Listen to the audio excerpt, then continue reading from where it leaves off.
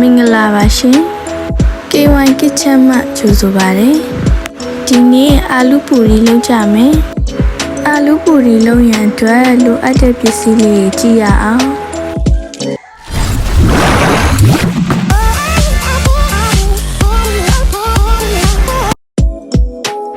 အရင်ဆုံးဂျုံထည့်မယ်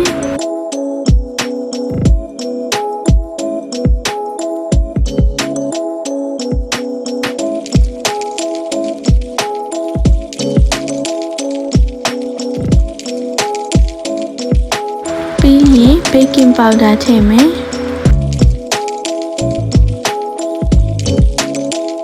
စားထည့်မယ်ဒင်းချင်းအနည်းငယ်ထည့်မယ်အားလုံးနှံ့စပ်အောင်နေပေးပါ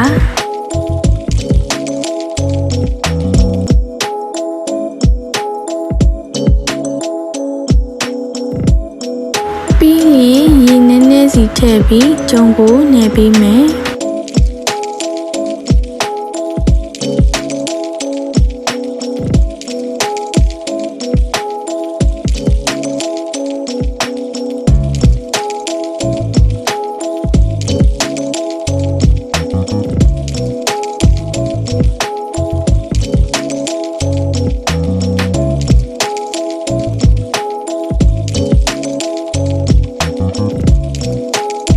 ဒီအနေထားလောက်ရောက်ပြီဆိုရင်ဂျုံကိုစီတုပ်၍15မိနစ်ခန့်နှက်ထားပေးပါ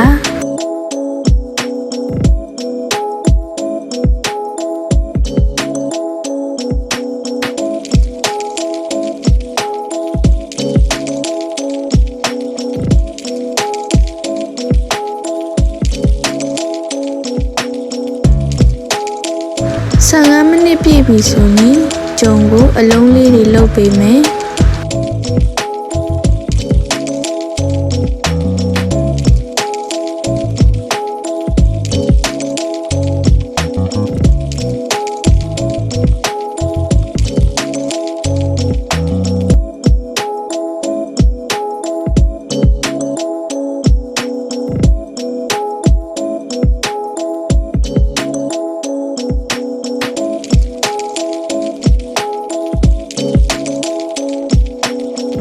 ဂျုံလုံးပေါ်တွင်စီနှင်းငယ်တုပ်ပေးပါမယ်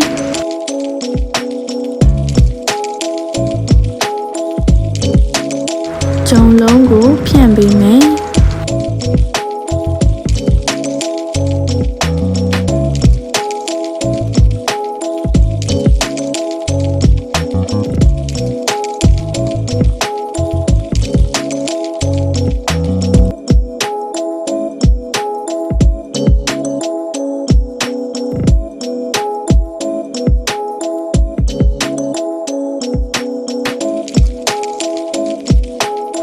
စီထဲ၍စီပူလာပြီဆိုရင်မုတ်ထွေးကြော်မယ်မုတ်ကိုမီးပြင်းပြင်းဖြင့်ကြော်ပေးပါ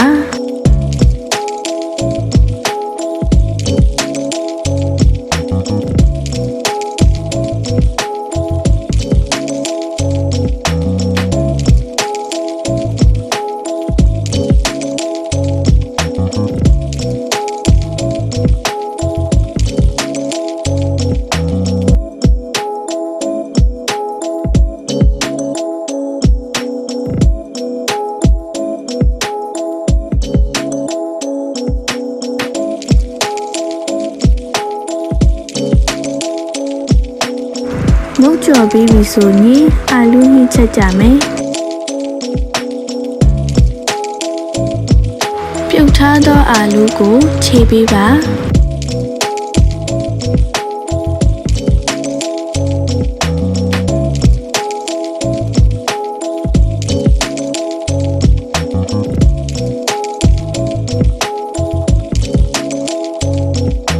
မီးအေးအေးဖြင့်စီတက်ရပါမယ်မုံရင်းစီစီဒါစီစီတက်ရွက်မြုပ်တီးအနေတောင်စနွေးမောင်မြုပ်တီးအစိမ်းမုတ်ထဲ၍စီတက်ပါမယ်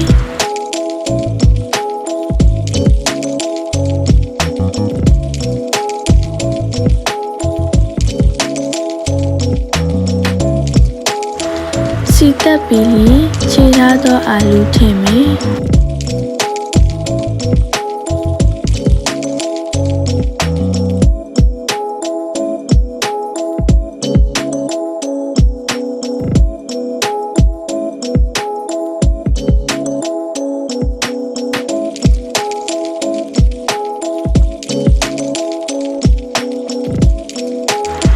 အားလုံးနှံ့ဆက်အောင်မှွေပြီးလျှင်ရေထည့်ပေးပါ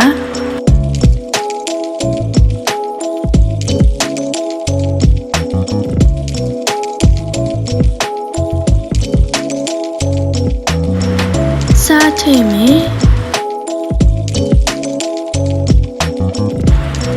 မှွေပေးပြီးလျှင်စူအောင်တည်ထားပေးပါ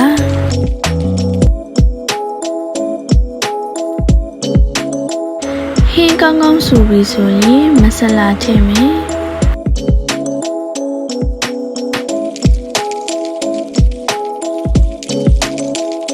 နည်းနည်းမင်းထည့်၍နည်းငယ်မှွေပြီးလျှင်မီးပိတ်လို့ရပါပြီ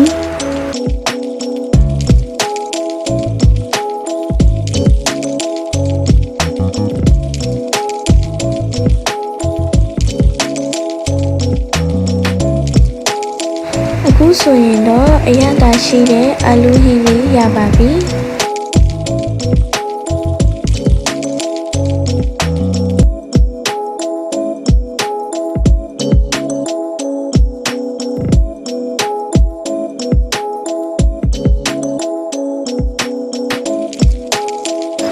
ကြည့်ရှုအားပေးမှုကိုကျေးဇူးတင်ပါတယ်ရှင်